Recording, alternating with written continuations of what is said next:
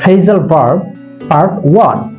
Phrasal verb হচ্ছে দুই বা তার বেশি ভিন্ন ভিন্ন ওয়ার্ড একসাথে একত্রিত হয়ে সম্পূর্ণ একটা নতুন ভার্বের কাজ করে। Okay, let's get inside.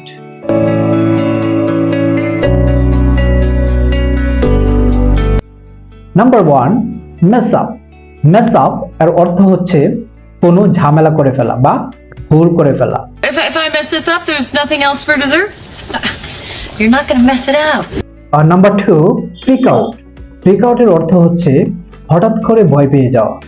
such as As soon as she started talking about the wedding, it freaked me out. What's up, Shooter? To be honest, I'm getting a little freaked out about the idea of having a daughter. Morning, everyone. Don't freak out.